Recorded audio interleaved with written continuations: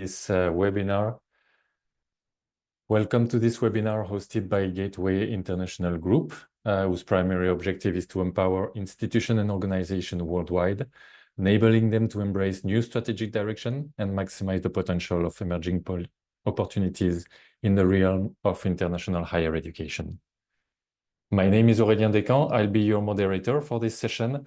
I'm really happy and excited to be here and to discuss tangible and actionable strategies or tactics for embedding the UN SDGs, Sustainable Development Goals, in education abroad.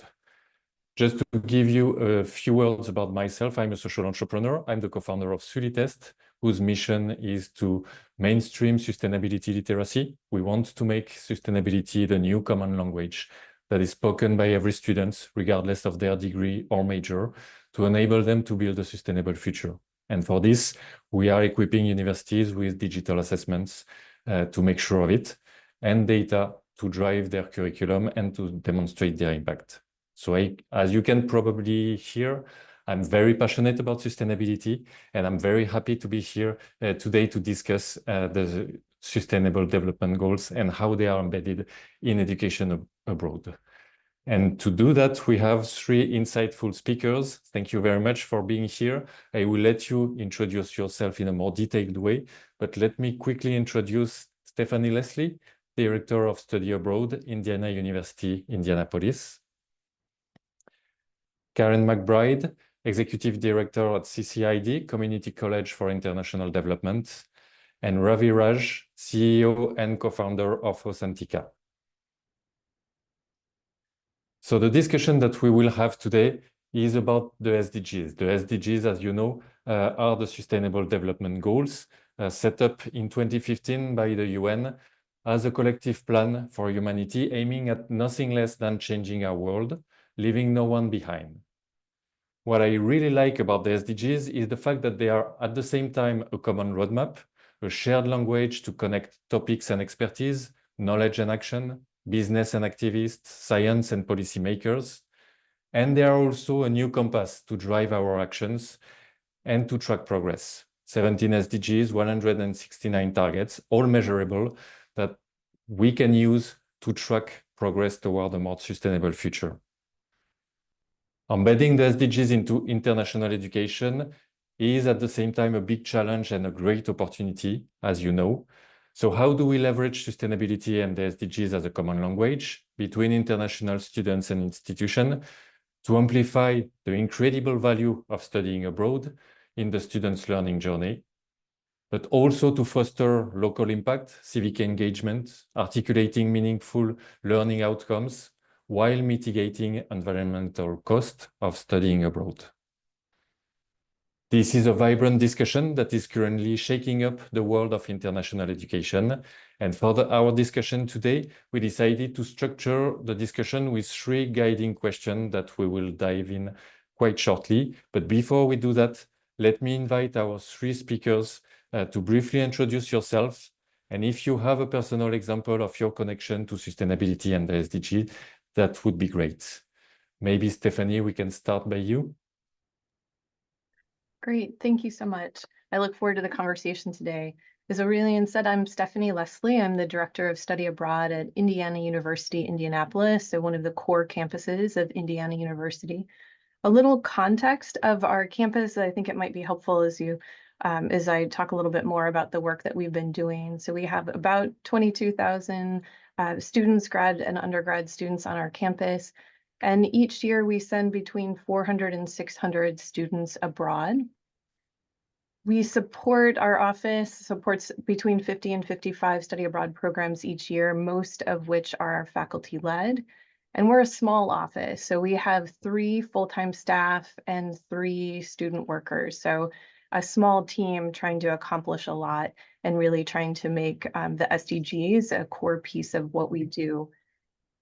A personal example of my connections with the SDGs, I would say really started with my own study abroad experience. I studied abroad in Ghana for an academic year, and more than one of my major takeaways was a look at my own personal consumption and my choices that I was making of and what I thought I needed in my life.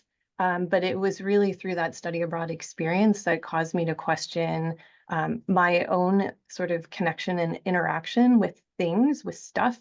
And so I'll leave it there, but look forward to the conversation. Thank you. Brilliant. Thank you very much, Stephanie. Karen, may I invite you to introduce yourself, please? Yes, thank you, Aurélien, and thank you to Gateway International for inviting me to be part of this really important topic and event. I am the executive director of a nonprofit organization called Community Colleges for International Development. We've been around for almost 50 years, supporting community technical and vocational colleges worldwide in their internationalization efforts, primarily in delivering global education to their students and preparing them for a global world and global workforce. I've been in this position a little bit more than a year, and we are currently working on through our various committees and stakeholders that we have here on what type of programming or trajectory we'd like to have with regards to sustainability in international education.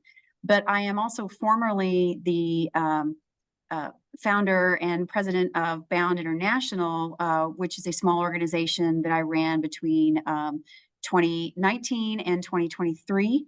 And I started that organization for a couple of reasons, but one of our primary objectives was to advance awareness and performance in sustainability in education abroad specifically. And so one of the key things that we created, which I'll reference a little bit later on, is an in-depth survey of sustainability in education abroad within higher education institutions in the U.S. and worldwide. And we had some really great results. We issued it twice, once in 2021 and once in 2023. So we did really explore these things in depth and learned a lot from it. So otherwise, try to live mindfully, whether that's starting out with a composter and wondering where my recycling actually goes, and, just paying a little bit more attention to the use of aerosols versus other things, things like that. What I generally tell people is in your daily life, just start small. You're not going to save the world with 1 or 2 acts, but, start small. And if everybody starts small and grows from there, you can actually make an impact. So happy to be here. Thank you and I'm very also, much. I forgot to mention as well that while I was at Bound International, I was the lead editor of a Forum on Education Abroad publication called Sustainable Education Abroad: Striving for Change. So I'll be referencing that in the conversations we had a little bit later on. Great. Thank you very much. And Ravi, may I invite you to introduce yourself, please? Hi, everybody. Good to see you all.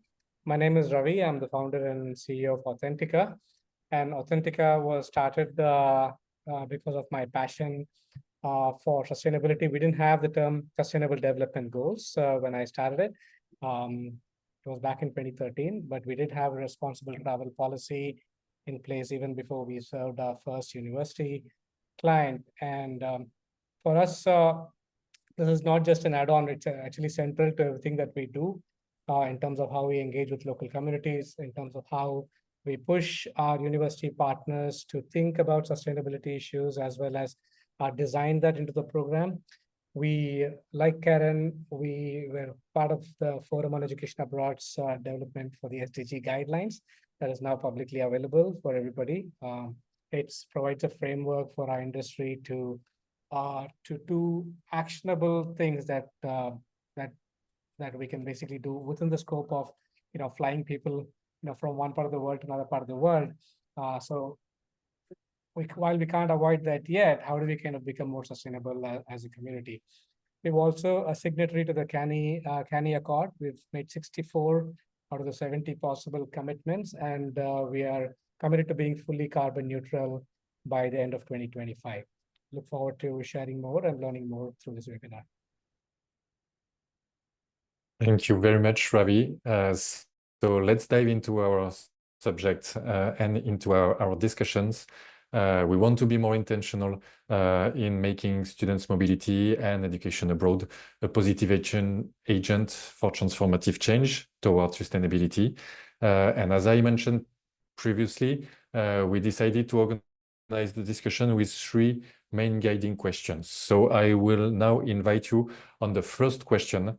How do we design practical approaches for aligning education abroad programs with the UN Sustainable Development Goals? For that first question, let me invite Stephanie first, who brings probably the university perspective to the discussion on this first question about practical approaches. Thank you.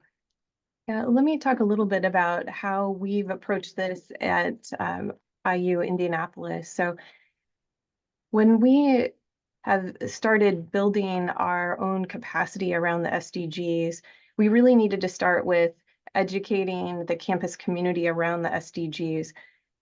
Probably most of us know, right, the goals are very broad, and there's so much that falls underneath them that what we have seen is that there are a lot of faculty that were doing work that very directly aligns with the SDGs, but they were not connecting that.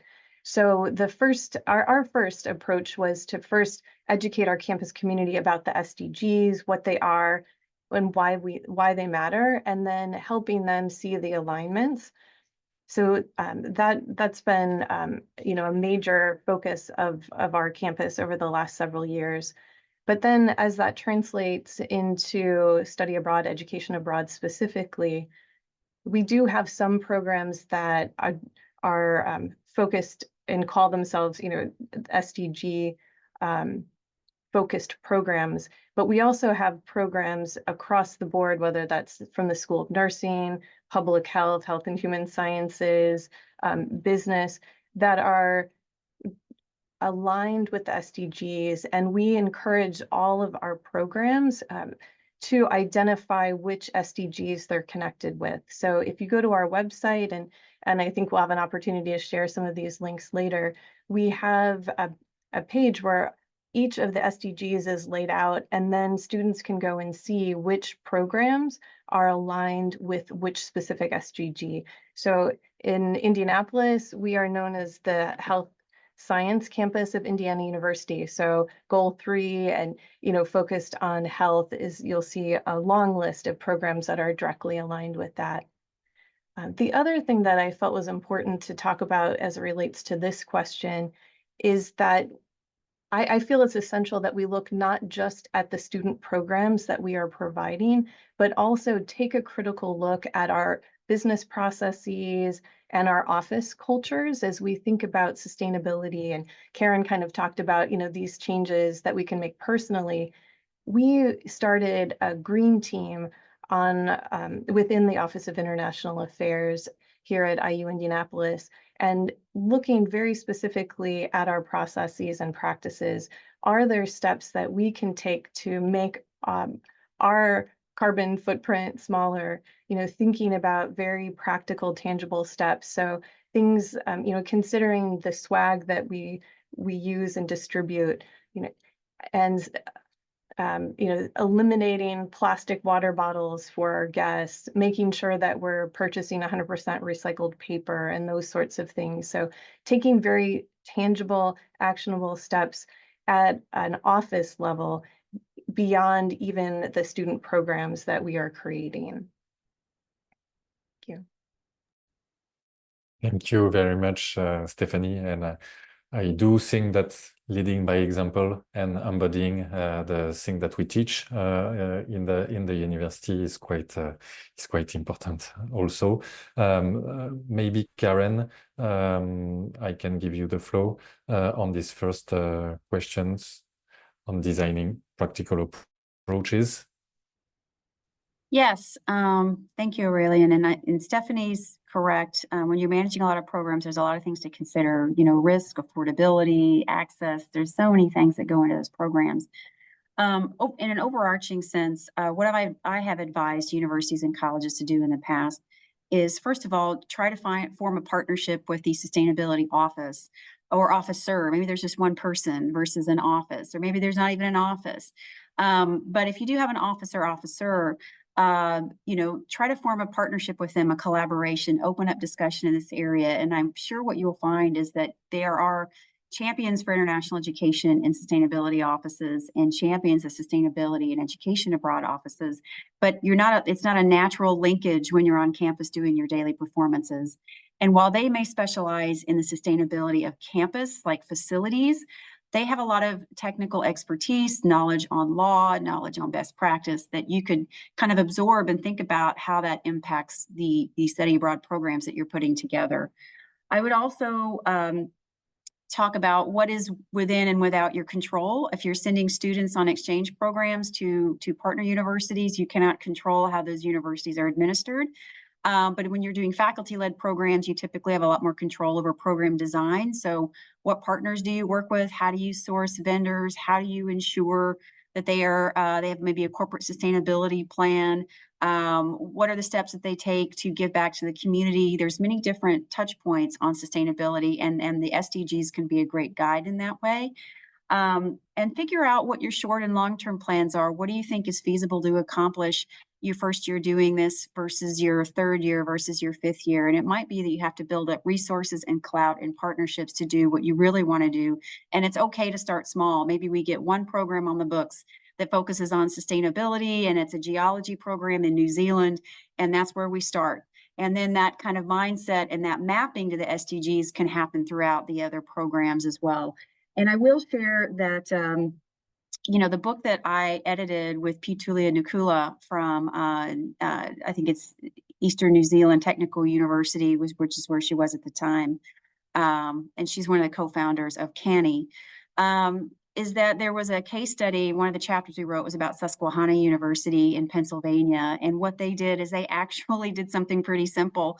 They looked at the programs they were already running, and they said, how are they fulfilling some of the SDGs? And it turns out they were fulfilling quite a bit, and they assumed that maybe none of them were being covered. So maybe just doing kind of an analysis or a situational representation of what you are already doing and say, hey, we're already doing this. How do we build on that success? And I'm happy to talk a little bit further about the survey that we put together and the parameters that we looked at Bound International, which went a lot more in depth on not just study abroad programs in general, but on the SDGs and mapping to those programs. So that's what I can offer at this point on that. Thank you very much, Karen. And just echoing the need of partnership within the university also between sustainability offices, student abroad and international offices, and even the faculty. I was a faculty myself working with sustainability offices and international education offices. Having a common roadmap is a good way to build the plan, as you mentioned, and to start small and scale your initiative. Ravi, may I invite you to continue with this first question on designing practical approaches? Yeah, thank you, Aurélien. I actually want to build on what Karen mentioned. Karen mentioned that I'm sharing my screen. Is it visible? Yes, we can see it. So this was a program in Sweden, and like Karen found out that the partners were actually doing a lot more to advance SDGs. So in every proposal that we send, we actually articulate how this program advances SDGs. So you can actually see, and it was not in the rubric for proposal evaluation, but we did it anyway. So we basically said that this program already advances multiple SDGs, and each of the SDGs, how it advances, we kind of list it out, articulate it. It's actually quite educational, even for the faculty, but particularly for the students. In addition to that, we calculate what's the carbon emissions from this program. So we calculate about 2.8 metric tons of carbon is emitted through this program as a combination of the flights and all the internal activities that we're doing. And then we offset it through a tool called TerraBlue. TerraBlue basically provides us an opportunity to estimate the impact and also kind of purchase carbon offsets. We know carbon offset is not the be all and end all of climate action, but it's a place to start in addition to incorporating activities within your operations. The other thing we did is we mentioned that we don't have the universities basically looking at it from a sustainability lens. So we actually wrote an article on how do you evaluate proposals from your providers. and incorporating SDGs. So we actually designed a rubric that, of course, takes into account everything else, including academic quality. Is it holistically designed? Is it experiential in nature? But you also added a sustainability as an element. And this is free to download. We will share this with everybody who registered for this webinar. We put this on our website. So it's a way to kind of assess your different options, including sustainability as one of the metrics that you use within your rubric. So there are multiple ways you can actually work with your program providers in terms of how you can leverage their bandwidth and ability to incorporate sustainability into your organization, especially as Karen mentioned, and Stephanie probably knows, that sustainability is not a huge priority at the moment, as it should be. So the staffing and the resourcing around this is very lean. So how can you leverage the broader resources available around you to make it happen anyway, starting with small steps? So I'll share more later, but I think hopefully that adds some value for the points that Stephanie and Karen shared as well. Fantastic. Thank you very much, Ravi. And I do echo the importance of measurement and assessing what you do, assessing the outcome and the impact of what you are putting in place.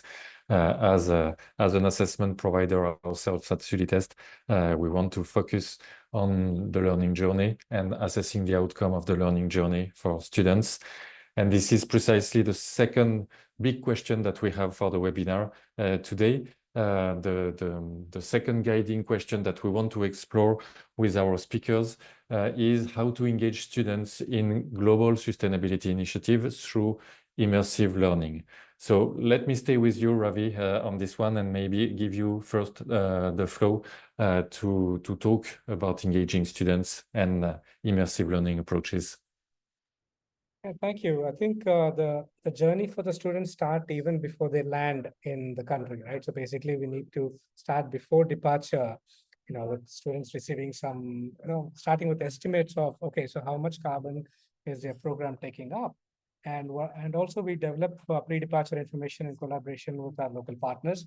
So they're not just learning about sustainability at a macro level, they're learning about sustainability issues at a very local level that can be related to water issues in a certain part of the country that they're visiting, how the region is basically susceptible to climate change in the near future. So they're not looking at, oh, the polar ice caps are going to collapse. They're looking at, okay, so there are some weather pattern changes in this particular region of the country, which is impacting access to clean drinking water every year. So they're learning that. And they're also learning about, okay, so what can they do when they're in country to mitigate some of their actions, right? So we provide as things students can do on their free time. We provide options that they can do public transportation wherever possible. One of the flags that Stephanie mentioned that we give to the students is a refillable water bottle, and encourage them to use it wherever possible instead of buying plastic. We also look at involving the local communities in the conversation. Right? A lot of times, basically, we take decisions sitting back in our offices, whether it's in Europe or in the US, not fully, taking into account the voices from the community. So involving them is also quite important, because then we level the playing field a little bit, reduce the power differential, and because it's obvious that, we as going into a community, we have some degree of the power because we are paying for all the activities there. But at the same time, I think there are ways to bridge this power divide by engaging the local communities into the conversation. I'll give you a simple example. So we were actually taking a group of engineering students into a village in rural India, and we involved the local communities in the program design conversation. And just casually, somebody asked a question, okay, so what will be the toilet facilities? Like, our toilet facilities are, every house has a toilet. And the faculty asked, so we can use toilet paper, right? So the local community basically just said, like, no, our septic tanks cannot handle toilet paper. So we basically designed a training program for the students how to use, the toilets without toilet paper. And it's a 2-hour training. And I was expecting there to be a lot of pushback, but the students adapted beautifully. But that's kind of way to respect local culture and the realities of, what is thing that we can or cannot do in the local community. So those are examples of how we can actually integrate sustainable thinking and preparation into program design. And even after the students leave from the program, having a way to kind of maintain ongoing connections with the community, documenting the work and having some alumni network are useful ways to keep the community engaged. The students engaged in thinking about the impact they're having both at a local level when they're on the program and as consumers when they come back to campus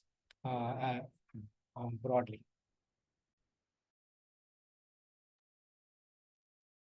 Thank you very much, Ravi. Let me turn now to Karen on this second guiding questions and how do we engage students in immersive learning experience? Yeah, so I think that I think we can all agree that there needs to be some narrative changes that take place. I think part of what we're battling is that we're talking about things that people aren't familiar with. I mean, and very smart people, but on college campuses, you have a campus full of subject matter experts, especially amongst faculty. So of course they have a lot of scholarship and knowledge in certain areas, but maybe not in others, just because that is not their professional focus. Just like the sustainability office focuses on campus facilities. But if you just engage them in conversation about international travel and programming, then you'll find a lot of commonality, can maybe come up with some good ideas. So for students, I used to share with folks that recent history, the Pew Research Foundation has actually looked at views on climate change in terms of importance, along with other categories per generation. So they've looked at boomers, they've looked at Gen X, millennials, and then Gen Z. And really it was the millennial generation that for the first time, climate change was a top priority. And for Gen Z, it's actually even higher percentage-wise in terms of, young people that are concerned about climate change.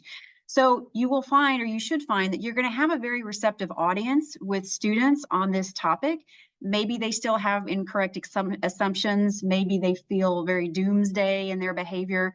Maybe they don't have a full grasp of the science, but they know it's real. They know it's a problem, and they want to figure out how to address it and navigate that space.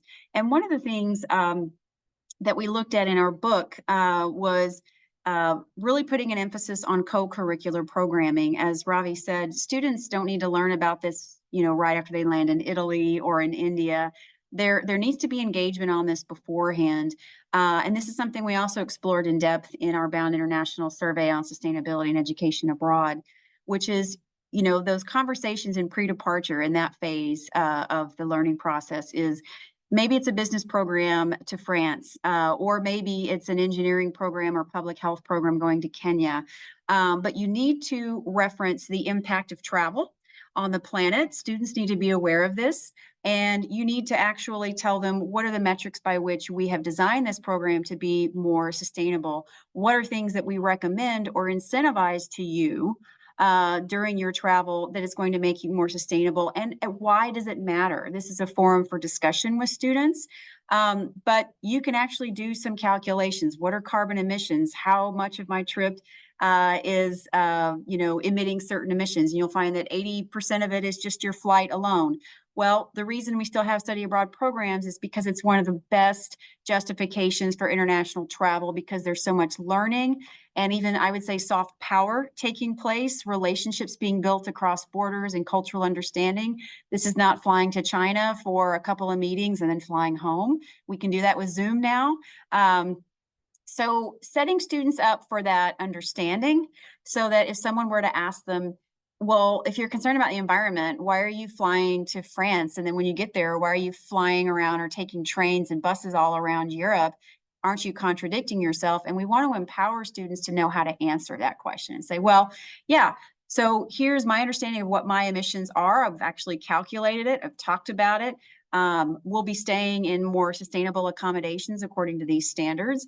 Train travel is more efficient than maybe bus, and maybe I am using more electric trains, or I can't always, use an electric train, so I have to do coal powered. I mean, we want to empower students to be able to put their travel in context and understand how it all works. And then, of course, on site, they are more prepared to engage with the community and with businesses in ways that are more sustainable. So if you try to use, visit your local market vendor versus getting packaged items at a large grocery store if you can. And why is that more sustainable? What does that mean? Try to walk and bike if you are physically able. Pay attention to your public transportation types if you can. And then, of course, the reentry orientation, which not everybody does, but it really should be done to close out that learning in so many ways. The reentry part is all about, all right, you learned, you have this experience, now what? What does this mean for you moving forward in how you travel and how you maybe start a business one day, and how you engage in public policy, and how, again, you frame your experience when this topic comes up. So the co-curricular learning, I think, is really key in this area. And we have some examples in the book, Sustainable Education Abroad, about what some universities are doing to infuse the SDGs into their curriculum. And that does touch upon those co-curricular learning opportunities. Thank you very much, Karen. And we do have already a question about this subject on the chat, so we will probably go back to that later in the discussion. But let me invite Stephanie now to give us your contribution and your view on this second question on how to engage students in immersive learning journey. Great, thank you. And really can relate to what Karen and Ravi said, and thinking about how do we translate that into the context of our institution and the structure of our program. So as I mentioned, small office, supporting 50, 55 study abroad programs in a year, mostly faculty-led. So as we've thought about how do we try to reach all of the students and get them thinking about sustainability within the context of their travel choices, how they're traveling, how they're getting there, and then thinking about the responsibility they have for while they're there. So we created a green travel guide that is pulling together some very specific tips, right, about how to travel more sustainably. What does that look like? What are some strategies, very specific strategies? And I would say that's kind of where this green travel guide started. But the second version, the second iteration, really delved a lot more deeply into the why and helping students think about the responsibility that they have as those that have an opportunity to travel internationally, thinking about the responsibility that they have to make the most of their time there, to learn deeply, to make those observations around sustainable practices that are occurring, in their host community. And then, as Karen and Ravi said so eloquently, the importance of considering how do you bring that back? How do you bring that information back and translate that into your life, in your home community? So that's what we've taken as a strategy, thinking about with our staff resources, how can we try to reach all of the students that are participating across all of the 50-55 study abroad programs. The other thing that the approach that we've tried to take throughout the SDG work broadly is thinking about how do we institutionalize these practices, this thinking. So in addition, this green travel guide, when we first were creating it, it was study abroad students, very clearly thinking about our work specifically. But also in partnership, we've talked about the importance of connecting with colleagues and so working with them and sort of recognizing that this information is relevant to all IU travelers. So whether they're traveling domestically or internationally, whether they're traveling, as students, faculty, or staff.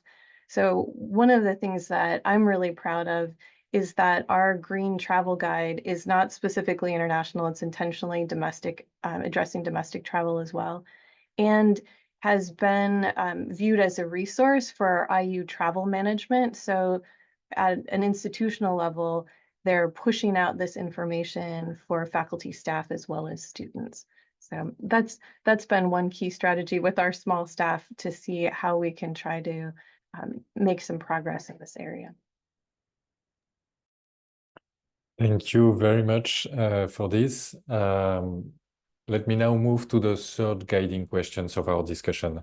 The importance of partnership. We have been talking about that already, and we know from our experience at Sulitest that partnering is a powerful lever. We partner with UN via the Higher Education Sustainability Initiative for the SDGs, for example. And we know that not only partnership is the SDG number 17, but across all SDGs, it is a powerful lever to achieve this 2030 agenda and a more sustainable world. So let me now invite you to give us some elements about how to build partnerships to support SDG-driven education goals. And I will start with you, Karen, if that's okay, if you can give us your insight on this.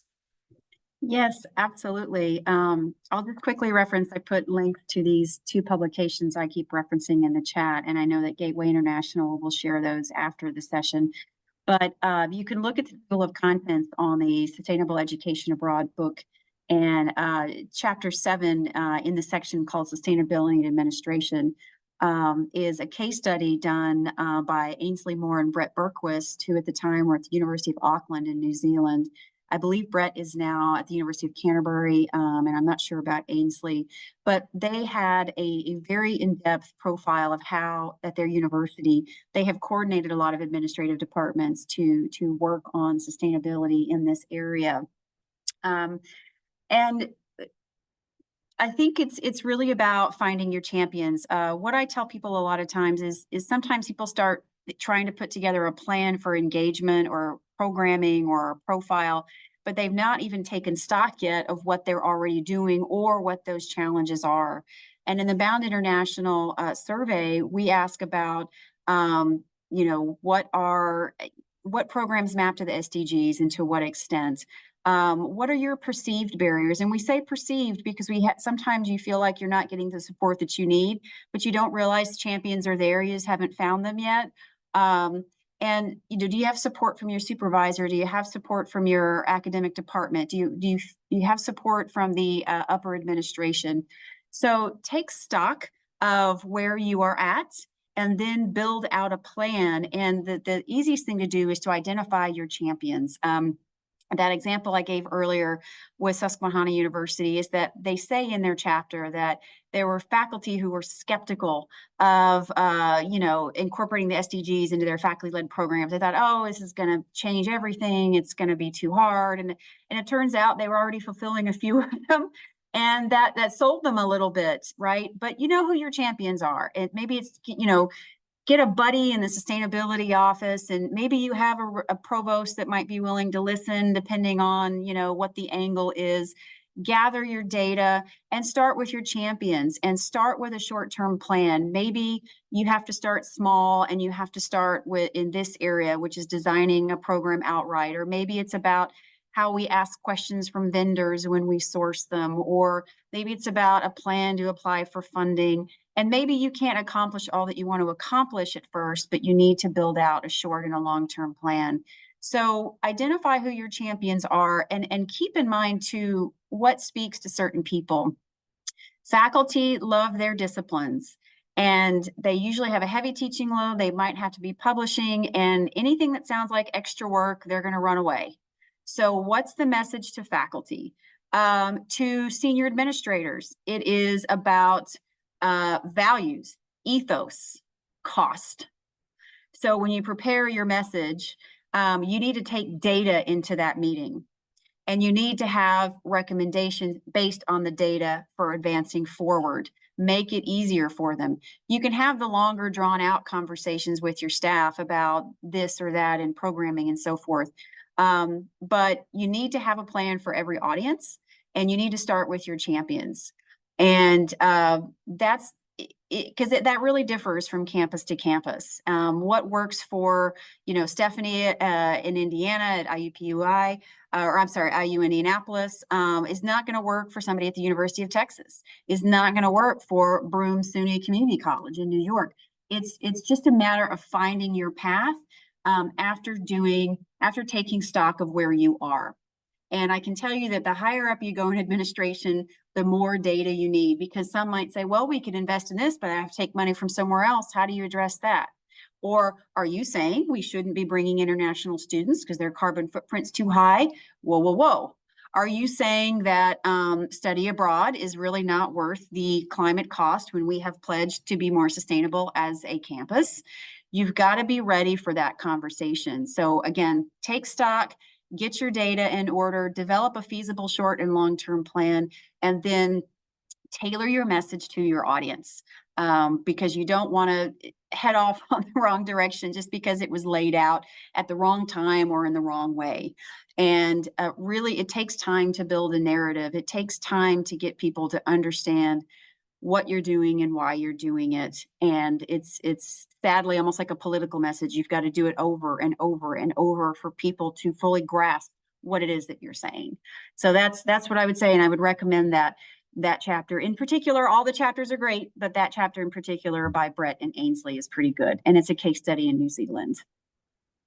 Thank you very much. Very helpful, very insightful. And I cannot agree more on the importance of data to support your message. Let me now turn to Stephanie on this third question about partnership for SDG-driven education goals. Thank you. Yeah, partnership specifically with the Sustainability Office has been a big part of the work that we've done in the alignment. And to Karen's point, this idea of is study abroad too carbon intensive?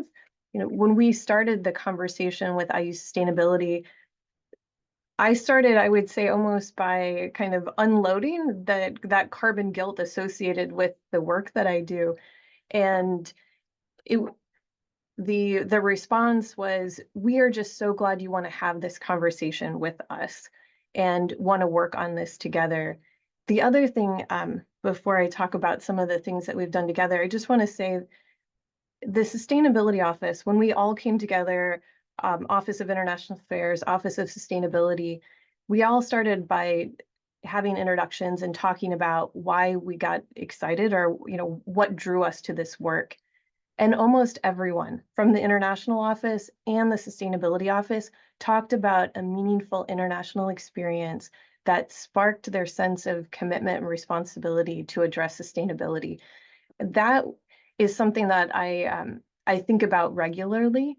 And I think about, the work that we all do in education abroad is just so important, including on these issues of sustainability. When I think about some of the specific work, so like a lot of campuses, we have a climate action plan. So IU's goal is to become carbon neutral by 2040. And the Sustainability Office is very focused on the footprint, on the science, on the facility services of making that happen, which is so important. The thing that they haven't had as much time to do lately as they've been focused on the climate action plan is really trying to address maybe the why. So they're focused on the how. And I feel like the partnership with the Office of International Affairs has, we've complemented each other. So they're focused on the how and we're focused on the why, and trying to help socialize the climate action plan and encourage our campus faculty, staff, and students to be thinking again about responsibility, to be thinking about what are the actions that we can take individually, as members of this community, but also thinking about our sphere of influence and how can we within our sphere of influence push these concepts and support the climate action plan and sort of IU's goals and the UN Sustainable Development Goals more broadly. Yeah, so I think I'll leave it there. Thank you. Thank you very much, Stephanie. Ravi, do you want to go for these third questions? Yeah, I'll add a couple of points. I think there are lots of interesting questions in the chat, so I think we should get to that. In addition to what Karen and Stephanie mentioned, right? I mean, there are multi-stakeholder partnership possibilities, right? So you have in the universities, you have the study abroad office working with the sustainability office.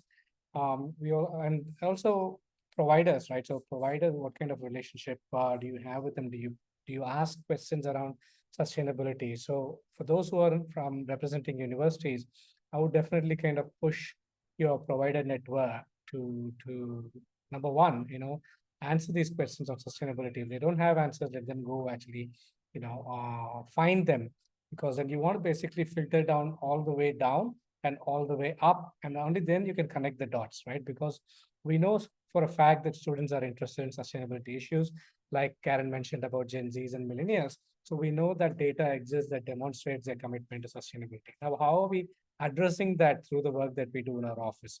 So for that, I think we need to make those connections downstream and upstream. So second, I would say is that as a provider, because we do a lot of custom programs, so we have a program that will happen once every year. But how do we kind of stay connected with the community and be relevant for them over a longer period of time? So we only have programs in winter term, spring break, and summer. But the rest of the year, the communities continue to kind of, do their thing. So we basically provide a channel to stay engaged with the communities even beyond, right? So we are scoping out programs, assessing the impact of what the students did on one program so we can shape the next program. So if you're able to kind of build that continuity, that's another way to kind of deepen the partnership. So you're not just kind of going to new places every time and new partnerships every time, but you're building on the existing partnerships and going deeper every time you go back into those locations. So those are two things I would actually say before we kind of, I would say, probably shift into the Q&A mode. Yes, perfect. Thank you very much for this and for this nice transition, Ravi. Let's open to Q&A and collect some questions from our audience. There are already questions in the chat and in the Q&A section. Please drop your question in the chat or in the Q&A so that we can take it. Let me maybe start with a few questions that we have on Q&A. About student engagement. You have been talking about this during the meeting. So the green travel guide is quoted, as well as the data from Authentica. A question about how do you get students to care? How do you engage students in that journey? And in the chat, we also have kind of the same question, but for faculty. And we know that faculty is also one important stakeholder to have on board. So if I'm trying to combine those two questions, how do we build bridges between students and faculty? And how do we leverage what you do and what you have been talking about in terms of international education to engage students on one hand and build bridges with the faculty? I mean, I'll just kind of take a first shot at this, right? So, because I think there's an implicit assumption or a statement here that students don't care or don't care as much. They do a lot, but as a study abroad office, we need to be more intentional about what language do we speak. If we talk about a program in France and UK as, great fun trip and, all the, amazing experience we're going to have, but we don't talk enough about, okay, how are we kind of, advancing SDGs on the program, then we attract a certain type of student on this program. So when we add this to the narrative, we attract differently motivated students to the programs, and they will choose those programs also based on the language that we use. Current platforms, I'm not taking a shot at any software technology platform, but Teradata, VITRM, etc. They don't have a tab to talk about sustainability. It may just be something of adding something like that so that we can add that narrative around where do we kind of talk about this. What's the channel available? In the meantime, we can put it in the description for the program. We can also put it on the website, like Stephanie was mentioning about how each program is associated with different SDGs. That's pretty cool. It takes a little bit of time, but it's not rocket science. It's actually quite, if somebody spends like a couple of days, we can do all the mapping and then give it to the web developer to put it on the website. So it's relatively easy to number one, use that language, communicate to the students, and then you'll attract the right students to the program. And even the students who are attracted by other things will start valuing the things, because implicitly we know that students do care, but we need to talk their language to begin with. Maybe Stephanie can add to that. Thank Sure, you, I can Ravi. add. Oh, Yeah, please. sorry. One strategy that I think aligns with what Ravi is saying is elevating some of those student voices.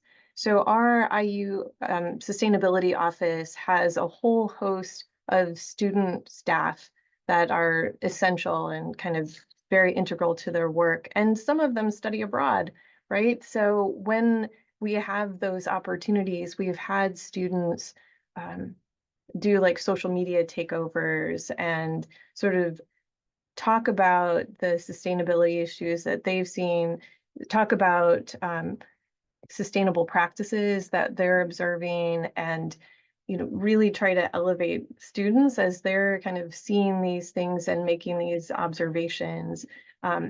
Something else, I'll just kind of follow up what Ravi was saying about data management systems and how they could support this work.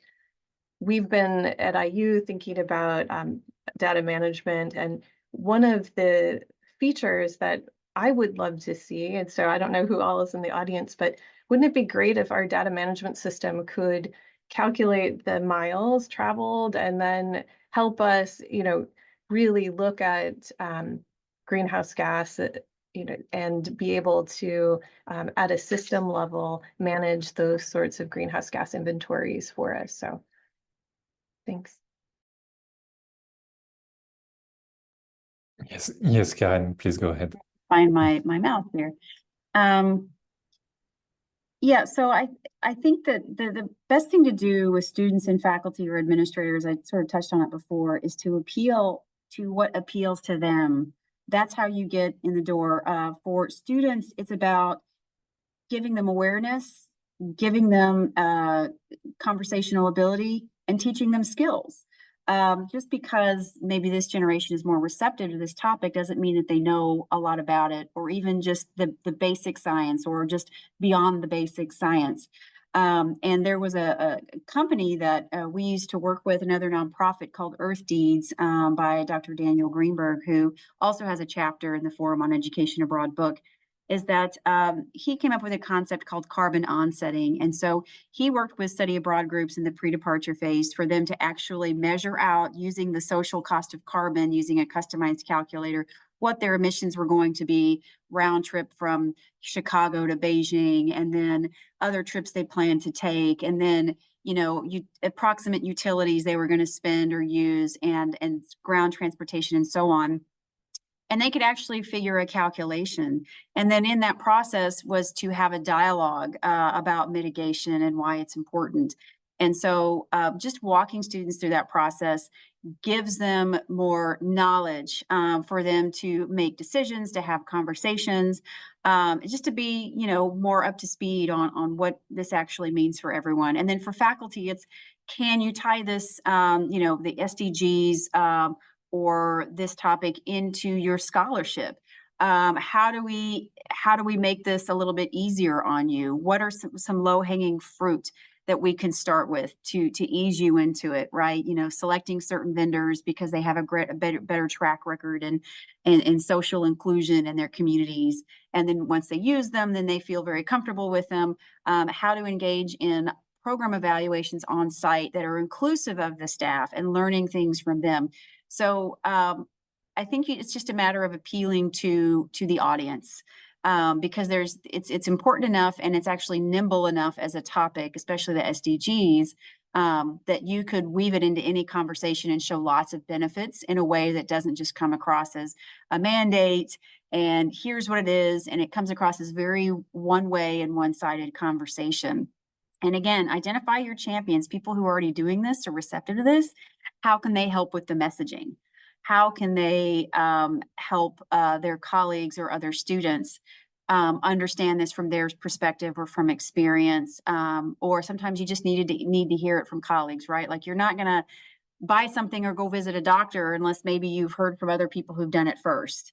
It's the same kind of thing. So again, tailored messaging and appeal to what appeals to your audience, and think about it that way, because you will have some resistance and you will have some receptivity. So how do you overcome that? Thank you very much, Karen, and thank you all for very insightful comments and for picking up on some questions on the chat about data, about example of initiatives in your answer to the discussion. We are approaching the end of the webinar, so it will be time to wrap up. I want to thank you all very much for participating into this discussion. Thank you all the active chat and Q&A that we had from the audience for attending this webinar, and thank you Gateway from hosting this important webinar about the SDGs. I'm gonna give you the final words, our three speakers, to close this webinar, and maybe with a piece of advice, something that our audience could implement after this webinar to better integrate and embedding the SDGs. May I start with you, Stephanie?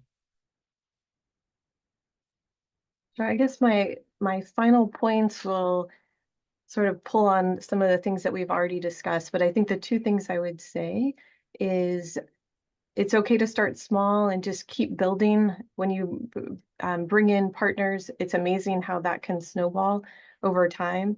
And then just thinking about the resources that exist throughout the community of education abroad. There's a lot of information, and it's one of the things I love about this community is that we are all willing to share, and so you don't have to recreate the wheel.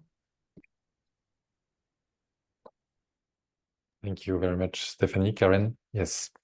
Yes, yeah, just those key points. Start small. Well, first of all, do an assessment. Where are you at? You don't know, you can't determine where you're going if you don't even know where you're at. So determine where you're at. Don't be embarrassed by anything that you find out, and don't feel overconfident by anything you find out. There's always something to build on. Identify your champions. Think about your short-term plan and your long-term plan, and make sure you delineate between the two. And then, look at the resources that we've all been sharing in the chat here and that others have been sharing, because any one of these resources could give you just the right nugget or question or perspective to set you on your path that's going to work best for your campus. Maybe it's, we don't really do that, but we can do this. Or this is something that we can get off the ground quickly. This will take more time. Just take all that information for what it's worth, cull it, and determine what's going to be best for your campus. And don't take for granted your champions. I know I say find your champions, but they are busy too, and they have bandwidth too. And don't assume that because they acknowledge climate change that you're on the same page for all sorts of other things. It's really about building a very cohesive, tight narrative that can eventually spread throughout your campus community, and just keep going with it. Even if you hit a barrier, say it's a temporary setback, we're doing all these other things, we'll go this way, or we'll redirect on here. So just kind of keep going, even though we do anticipate you'll hit some barriers. Great. Ravi, the final words. Yeah, thank you, Aurélien. Again, first of all, I just want to kind of say that thank you for those questions. Really pushing. There are very obvious questions, right? So why is this not, optional? Why is this not mandatory? For us as a community, I think it's a very important question. So these conversations happen in the fringes. We need to kind of bring them mainstream, and like Stephanie mentioned, we need to elevate these voices and have these conversations in the right places with the university administration, particularly around aligning the university's 5-year plans with the sustainability measures that we're doing at the study abroad level. So again, it really doesn't kind of cost money. It's just aligning of motivations and existing resources to kind of create this change, because the answers are there out and the resources are out there. We just need to basically connect the dots. So that's fun, and we have tools like the Forum on Education Abroad's guidelines for advancing SDGs. Karen's book is available. There are some resources that I pointed you to in terms of the rubric that you can use. These are things existing and reusable right out of the box. So please go ahead and use them. There is a couple of communities, the NAFSA community for NAFSA SIG, Sustainability Interest Groups. I'm one of the co-chairs. That will be a good SIG to engage with. We're actually building a toolkit for on Miro board all the resources that you can use in the study abroad office to number one, apply in your office, and number two, have the community be like on a WhatsApp, basically ask questions and get some responses. So you're not there alone trying to solve it. So those are a couple of ways to kind of get started, and we're very happy to, continue this conversation after this session and also share resources after this session. Great, thank you very much again. Thank you for attending this this webinar. Thank you to our three amazing speakers, and thank you to Gateway to host us for this webinar. As Ravi mentioned, you will be able to get in touch with us and to have all the resources that was shared on the chat and many more. So get in touch with us and let's mainstream the SDGs. Thank you very much and have a good rest of your day. Thanks all. Thanks Thanks for joining. Thanks for engagement. Thank you.